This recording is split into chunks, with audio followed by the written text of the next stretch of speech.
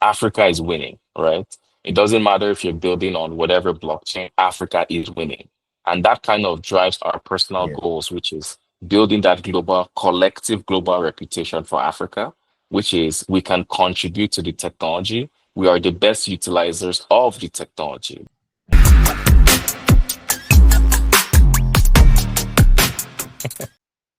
All right. Vietnam Crypto Insights. And we're back with a special guest, my man Pishikene, I want to say. PK. Yeah, we met up in DEF CON, November 2024. You was with your buddy, man. You guys do big stuff in Nigeria and Ghana, correct? Yes, we do. And like most Web3 recently, space. all over Africa. Yeah. Now, what is it? Can you tell me what is it that you do again? And for the audience and break that down for us as far as the Yeah. Web3 space. All right. All right. So my name is Pishikeni Tukura. Everyone calls me PK. And I like to say I'm African, but then, my state is Nigeria. All right. Because I believe like African is interconnected. So I'm Nigerian, I live in Abuja. And what we do at Ayahq is we're growing the on-chain builder economy. So we identify, incubate founders, we take them through an incubation program. And I kind of like emphasize on the identification. We have like hackathons where builders get to, ideate and build solutions. And then we take them through this incubation process for 3.5 months. We're currently doing that at scale with List. So Lisk is our partner in Africa. We've also launched 2 builder hubs, one in Ghana and one in Kenya. Yeah, so that's what we do. Nice. I seen on your website. Now your website is what again? It's ayahq.com. ayahq, ayahq.com. hq.com. Yeah. And you got a hub in Accra, correct? Yeah, so we have a hub in Accra, Ghana. We just launched one in Kilifi, Kenya. Oh That wow, you're all launched over the in place. January. Yeah, and we have 2 more launching Wow, across man. Africa. You guys are doing stuff big, man. That's amazing. So you're incubating projects from 3 different countries now? So basically, it's across the entire continent. The program starts virtual, but ends up with like a physical gathering. So we've actually done 3 cohorts, but this is the first cohort we just did with Lisk.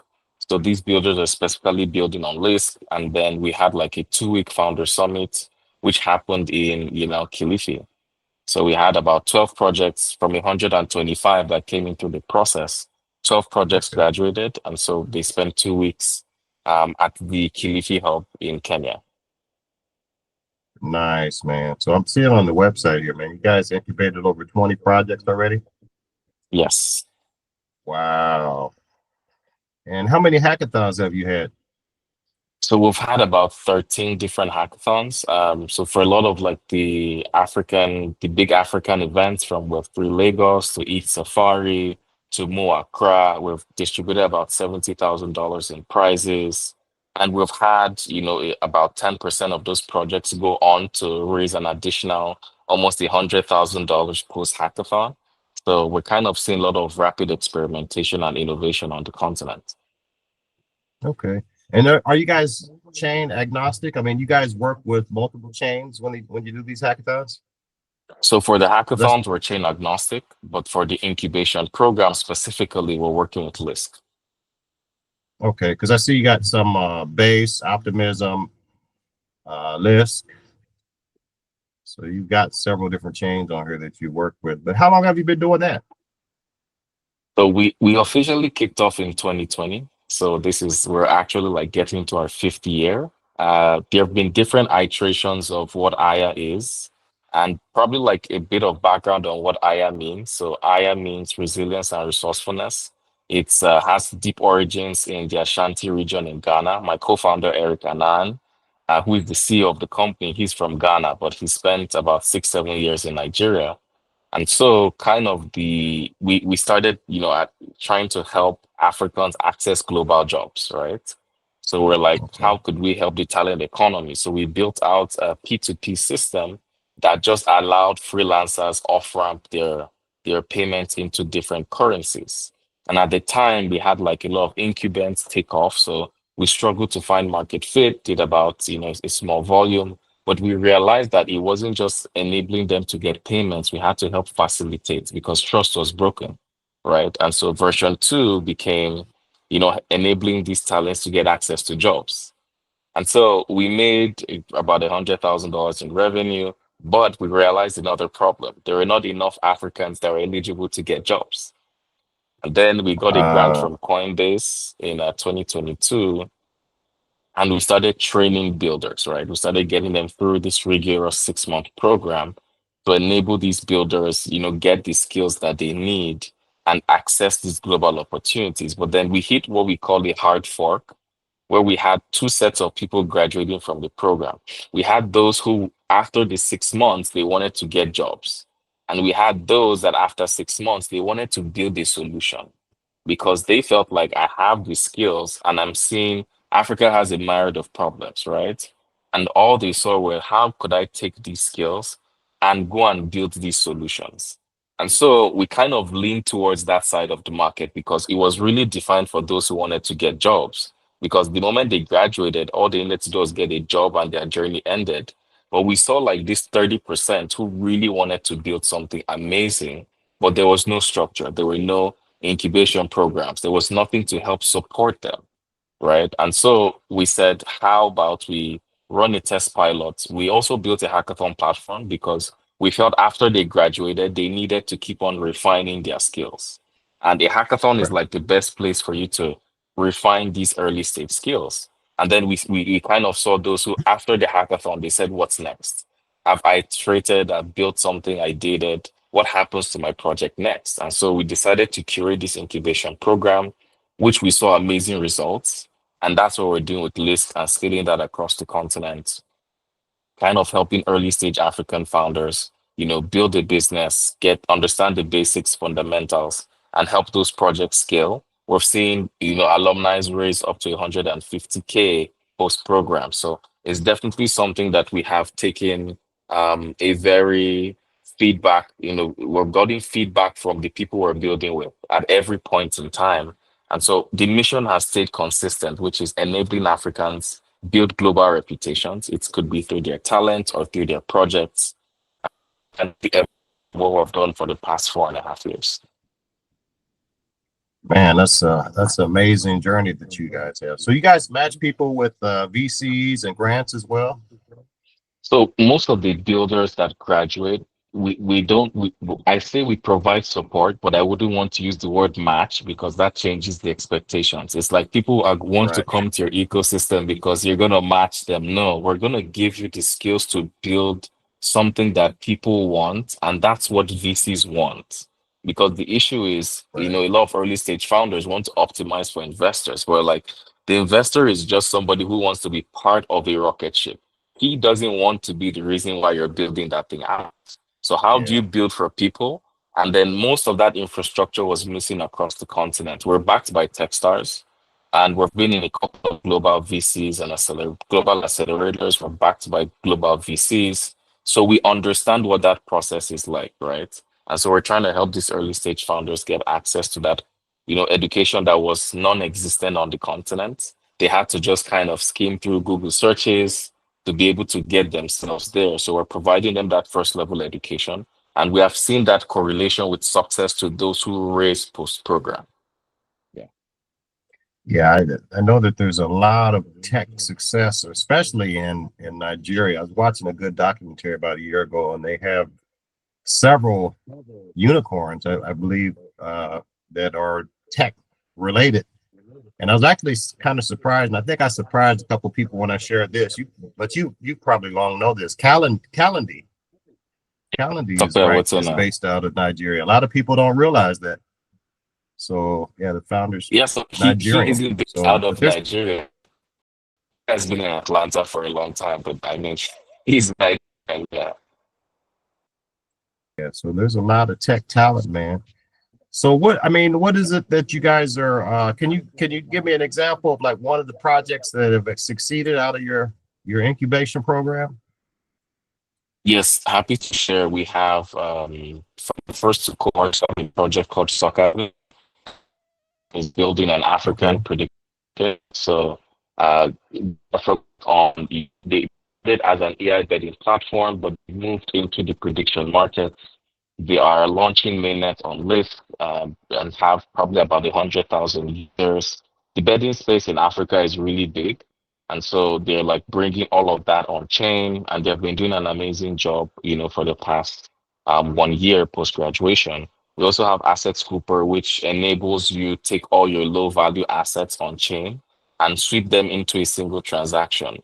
They were winners of the Global Base Buildathon last year, and they also won the List Builder grant in DEF CON. So we see a lot of progress. And then from the current cohort, we have a lot of people building on different verticals. We have the fintech vertical, we have the verifications and identity vertical, we have the real world assets tokenization vertical. We have a company called Project Mocha. They're bringing coffee, asset tokenization on chain, which is establishing the full life Wow. cycle from sales to production, also tokenizing the farms and allowing global participants, provide financial capital to those farmers in Kenya. And so it's kind of like a lot of success stories, and it also helps us build out a lot of ecosystems outside of the financial. I think the biggest product market fit for blockchain has been stable coins, which is financial. But there are other sectors that are also, we're seeing those ecosystems being built out from real world asset tokenization to prediction markets, to also verification, identity verification, which is an issue for many Africans, right? We're denied a lot of global access because we don't have like on-chain history, we don't have credit scores. And so how are we using the blockchain to kind of leapfrog some of those things? So those are some of the exciting projects that we've had graduate from the incubation program so far. Nice. Do they do any GameFi or SocialFi over there though? Yeah, so SocialFi, we have a lot of so we are also connected with the broader ecosystem, right? There's a lot of GameFi applications and SocialFi applications that are also taking off. I think it's a need to create connections. The beauty of Web3 is there's that openness, right, for people to connect on a global scale. So Yeah. yes, there's a lot of activity going on with gaming and SocialFi. So what do you see as the hottest blockchains for builders in your neck of the woods then? For me, I will be biased because I'm partnered with Lisk, so I'll definitely be biased. And Okay. my reason is they came with an ecosystem approach rather than just uh, one lens for what success could be, right? So they came from how do we get people into the ecosystem, take them through a learning process? How do we get them into an incubation system that supports the ideas? And how do we take them into a scaling system? So those three key components are what every successful ecosystem has across any continent. And they have so Yeah. far established that, working with Ayahq from the incubation program, they have another partner for like the learning side, and they have another partner for the scaling side. So it's like it gives a builder a full 360 of if I get into the ecosystem and I learn, I can build the solution and get support and also scale and get the necessary resources for it to scale. Because when you look at VC and a lot of people go to the best VCs not because of the cash, but because of the ecosystem support that they can. They attract the best talents, they have the best partnerships, so just by being accepted, you're already scaling, right? So I think for me, I'm biased, but there are a lot of other ecosystems who are doing amazing work across the continent. But I think from an ecosystem perspective, there are a lot of blockchains doing great work. But from an ecosystem perspective, Lisk captured that for us. And that's why we also partnered with Lisk because it had to be a two-way feeling. We've had a lot of people come into the continent and say they believe in Africa, but then we wanted to see somebody who has a full ecosystem plan. And we also helped them draft out some of those things. So it's kind of a collaboration with those of us who live in Africa, understand the continent, partner with a global, blockchain to see how we can create that entire ecosystem from the ground up. Now they have also a Solana community over there too, because I've actually been on the Yes, they global do. calls with some of the people here in Vietnam, and I seen that they had a super team over there in Lagos as well. Have you worked closely with them or ran across in So the super team yeah, over I there? mean, we know definitely the leaders from the super team. We know them. They're doing an awesome job. I think kind of the perspective that has shifted, or we would love to shift, is Africa is winning, right? It doesn't matter if you're building on whatever blockchain, Africa is winning. And that kind of drives our personal Yeah, goals, which is building that global, collective global reputation for Africa, which is we can contribute to the technology. We are the best utilizers of the technology because for other places it's a nice to have. For us, it's necessary. It's a must have. And so when I see we're supporting every ecosystem in terms of there's no competition because Africa keeps winning. It could be whatever blockchain, as long as Africa wins, we're 100%, pro, what they're doing on the continent. nice. Now, I was going to ask you a couple questions because you're one of the things you said is that Africa's winning on this. But yeah, I was going to ask you about this consensus survey, man. This consensus survey blew me out the water. Came out last month, and it was basically they surveyed a lot of people all over the world about different things concerning crypto, and I seen that Nigeria came in number one in crypto adoption, man. Um, can you kind of explain how why you think that is? I mean, I know there's Yeah, probably a lot of reasons, but they don't really delve into it in this report. But yeah, this report is it said that Nigeria adoption rate it actually ranked higher than Vietnam, which is surprising because Vietnam is usually like number one or number two past 4 or 5 years. But yeah, yeah. Nigeria came in number one. I think it was like almost 80%, like extremely high adoption rate. And I was like, wow. It was All right. Of I'm sure you've seen it. I'm actually bringing this course. up here, but yeah, they actually I Yeah. think what is it? The report ranked Nigeria at 83. I want to say 83% almost adoption rate.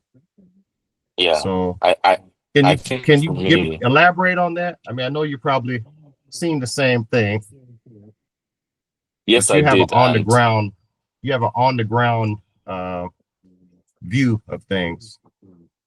of course. For me, when I saw the report, I'm like, number two, I think just putting a bit of context, there was a surveyed population. So there are about 18,000 people that were surveyed. And Okay. I think the people that they interviewed were pro crypto. So Ah, okay.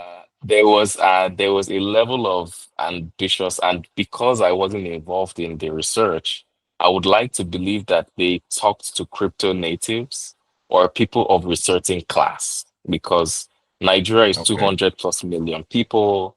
Uh, and I think when you put that in context, Web3 itself, uh, looking at the continental adoption, I don't think it's up to 10% of the African population. Now, this is not just Nigeria, but it's something on an Okay. African population scale. And so I think for me, the aim of the report was to kind of let people know that they're bullish on Africa and Africa has a lot of potential. But one of my reservations was the data set did not give a good representation of the 200 plus million people because only 18,000 were interviewed and not all of them were from Nigeria. It was 18,000 people from a bunch of countries and Okay. 84% of them know crypto.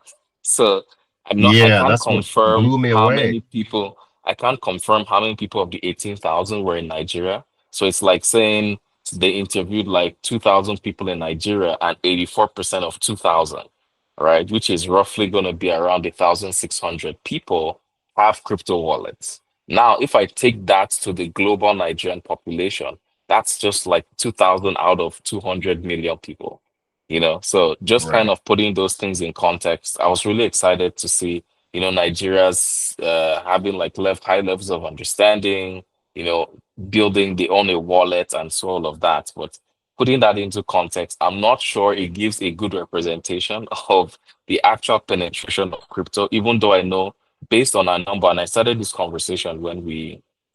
when we started our conversation, is we're plenty people, right? So even if like 1% of Nigeria Google's Bitcoin, we would be more than the people in Mauritius if 80% of Mauritius Googled Bitcoin, right? I'm just throwing like spitballing numbers, but that's like the power of numbers. If 10% of Right. Nigeria does something, it will definitely rank number one on Google over like 90% of Africa, if 50% of their populations Google the same thing. And so Yeah. we Well, it also says that the have level of the understanding is context the there. highest in Nigeria. 77% of the people know crypto and Bitcoin. They know, they have a basic understanding of cryptocurrency, which, you know, that's actually pretty high, you know, because I lived in the US, as you know, up until about 3 years ago, man. And I still have conversations with some of my friends. I actually did an AMA for basic people, beginners in crypto about 3 weeks ago. And there's one of my old college buddies. And he didn't know anything. I mean, he was just asking really basic questions. And I convinced him to do a show with me. I said, let me do a show because I get a lot of people in the US back home, and they asked me, man, you're doing this show on crypto in Vietnam, man. Tell me about crypto. I'm gonna do it. I'm gonna do a show, and then if they have questions, I'm gonna point them to the show. 100 So percent. Yeah, of save time. But I can see, man, Nigeria is ranked high all across the board, man. And course, of course. I I mean, is it your experience as you're going out talking to people, they understand crypto and Bitcoin?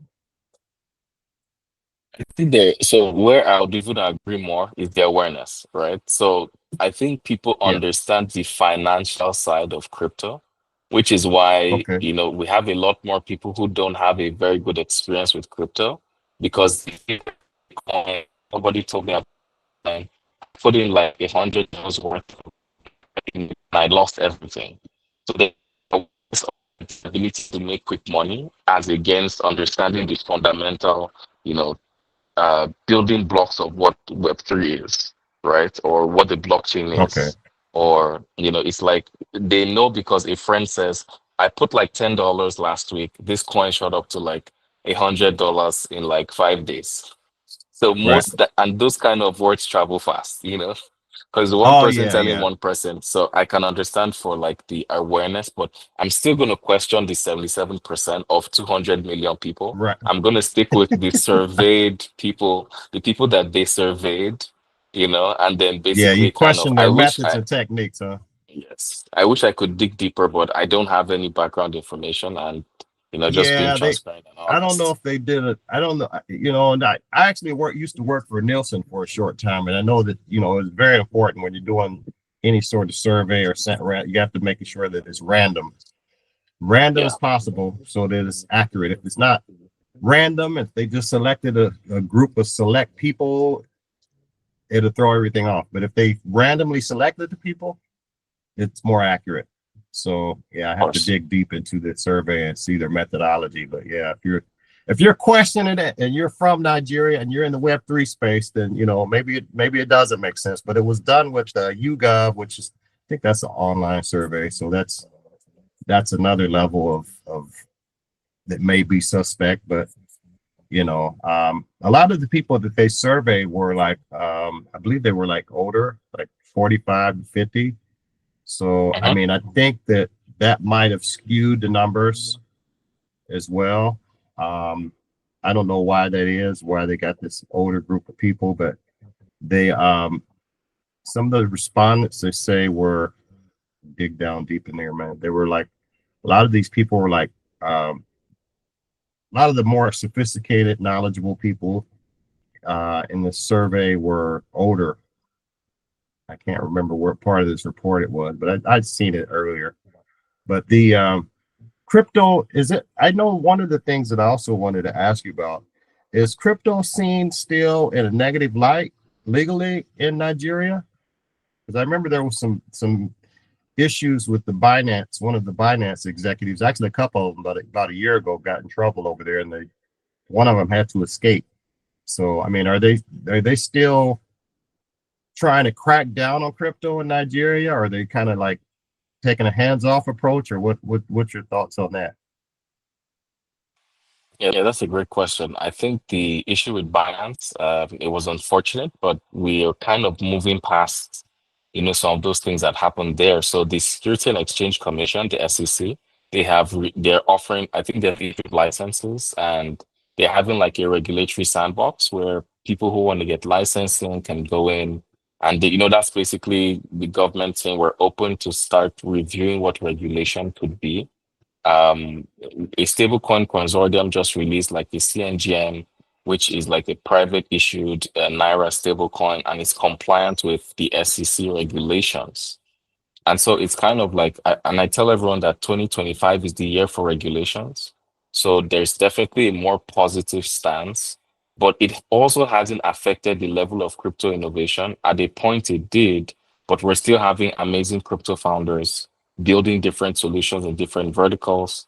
And are happy to engage regulations when that time gets. But we have a bit more work in repairing the global image when it comes to crypto. But for somebody on the ground, we're seeing positive strides, being taken in actually providing regulation and, giving people a lot more clarity on what steps they need to take for AML, and then basically, suspicious transactions and, just kind of making it easier for people to build on these solutions and provide value because I think regulation is, it's kind of regulation for taxation. So regulation gives Yeah. clarity to what is being taxed. So we know from regulation, we move to taxation. Definitely, crypto is going to get to that point where it's going to be taxed. So we can't run away from that, but rather we just embrace it and make sure that the regulation and taxation doesn't stifle innovation. All right, it allows people to still launch their products, give people value, and the government could also use that as a means of not just job creation, but supporting the private sector, like special economic zones. It could lead to a lot of those conversations, foreign direct investments to kind of set up these special economic zones for founders to build.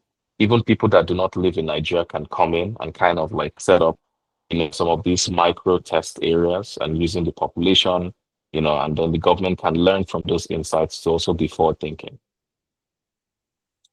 So, what do you see? What do you see like on the horizon for crypto in West Africa?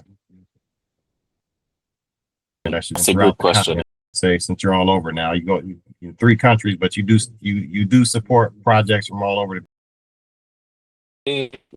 I think one of the biggest things is the financial system is the traditional financial rails are broken. And so we see, first of all, and that's the reason the financial sector gets a lot of positive news, like stablecoin usage, because it enables even those in Africa into other African countries, right? And I wouldn't say something we're proud of, but crypto is the thing that gives me the most financial independence. I go from Nigeria to Ghana, from Nigeria to Accra to Nairobi, and I don't have to think of changing. I just need to have USDT. When I get to Ghana, I open like a mobile money wallet. I go to a P2P market. I get CDs. I go to Nairobi, the same thing. I go to Uganda, the same thing. And so what it has done is because the traditional rules were not fixed, typically I would have to take my Naira to dollars, dollars get to Uganda, find a local person, go to the shop. I do this all from my phone, right? So as I'm landing in Nairobi, I go to the airport, get a Safaricom, get an M-Pesa, and then go to my platforms and do that. It has abstracted the entire journey, making fees much more cheaper as long as I have USDT. So we still see that as a primary use case. But I think one of the things that are happening now is extending that to businesses. And that's where regulations and regulatory clarity comes in, because now a business can offer the same service in 14 or 15 different African countries, or heck, the 49 African countries. As long as those users can get access to an on-ramp, all they have to do is on-ramp their local currency into USDT, and boom, I can access that service business. But then there's going to be needed regulatory clarity. So we see that moving into what the business landscape is. We have some companies who have tried that previously and failed. And I think it was majorly for lack of adoption because there wasn't regulatory clarity.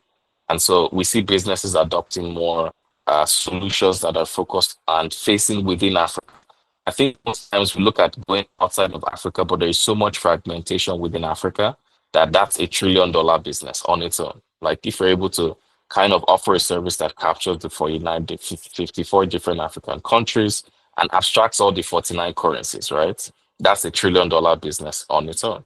And then we see Wow. people moving into real application, the central bank governor of South Africa was talking about, tokenizing a lot of assets, even though he was against them being on chain.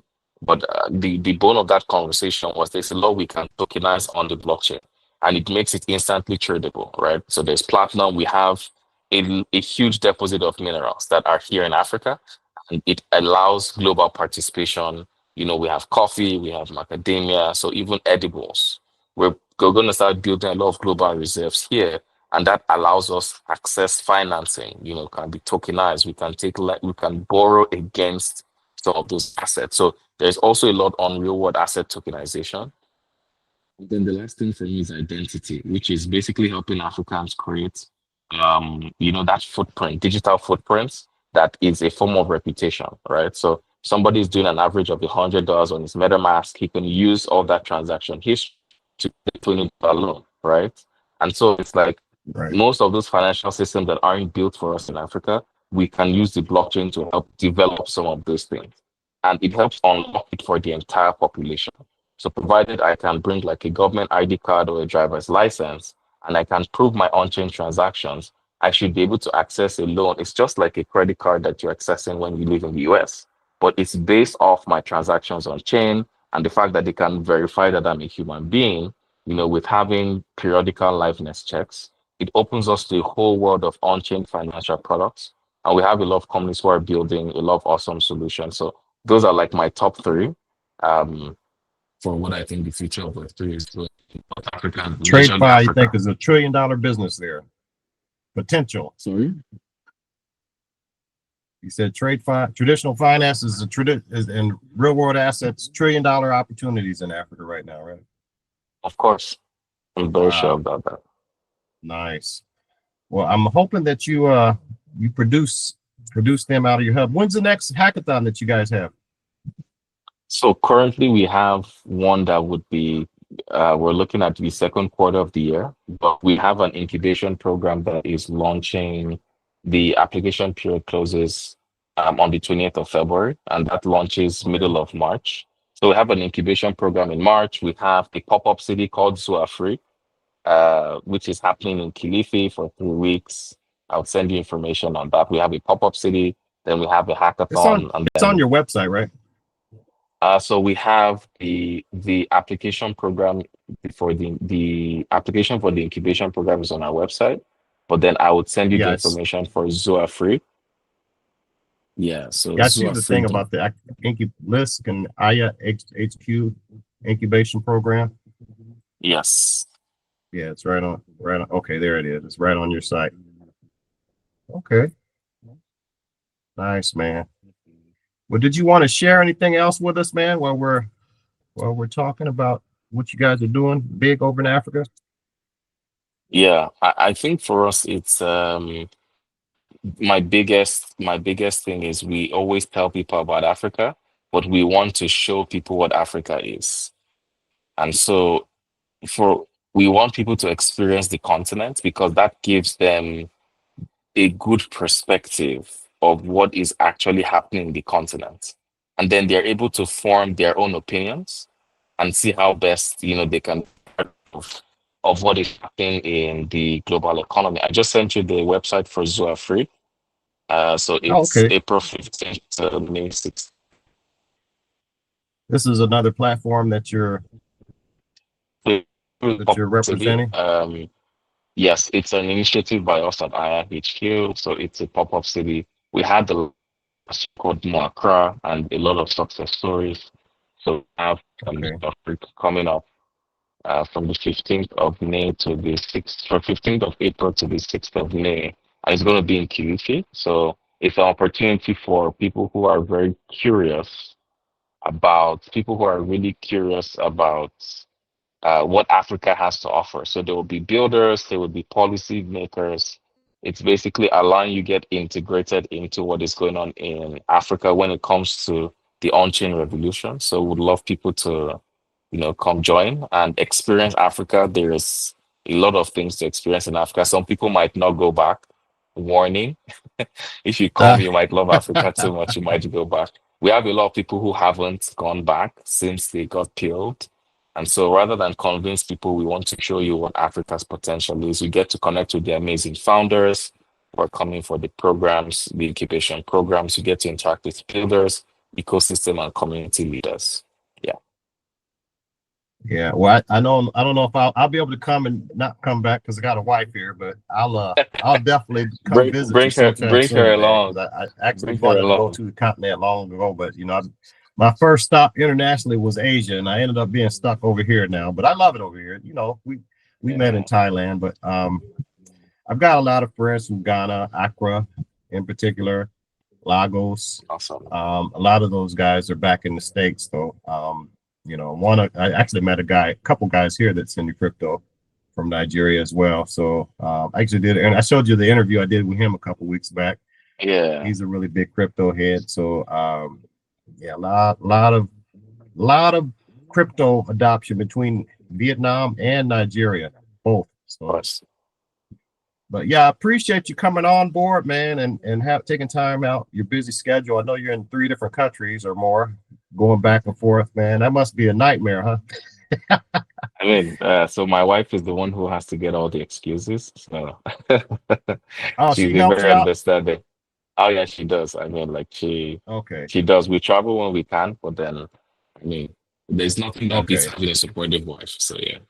Because I used to Shout out to watch. her. I don't watch him so much anymore. Woda Maya, Woda Maya, the influencer. Mhm. He's from Ghana, but No, no, no. He started his show in China, but he went back to the continent because he's from Ghana. But he started going to Oh, all the countries, and he was one of the challenges that he was having problems with was immigration. Each country was giving him a hard time, and he brought that to the forefront a couple years ago. And I think a lot of the countries tried to streamline the processes and cut down all this colonial bureaucracy that made things hard for people to travel on the continent within their own continent. It made no sense. So, but yeah, of you course. don't face any of those challenges, do you? So we still do. We just You try to still do? navigate. Yeah, so I have a Nigerian passport. Going into West Africa is free for the first 3 months because we're part of what is called ECOWAS. And then Okay, going to Kenya just requires an ETA and it costs like $30 to get an okay, ETA, put in your so there's a lot of work that is being done. Rwanda is visa free. okay. Our global leaders are also, because that's where we feel like Web3 is really going to scale when it's easier to travel within Africa, Yeah, man. right? Because They need to have a and new that's where solution for that, man. yeah, and that's why we think Um, like government plays a very important role because things like special economic zones are only viable when people from outside of the country can access them. So if I have to, like, sometimes right. it's a hassle coming into Nigeria because you have to use an e-visa and it's pretty expensive, but like other countries have been taking Yeah, positive steps to make it cheaper and easier for global people to come in. And Nairobi has done a fantastic job. Accra has done a fantastic job, to kind of yeah, allow, foreign people come in and, just allows people experience the continent, like I said, because there are a lot of wrong connotations about Africa. But when people come spend a few yeah. months, all that changes. And that's how we believe Africa's collective reputation will grow.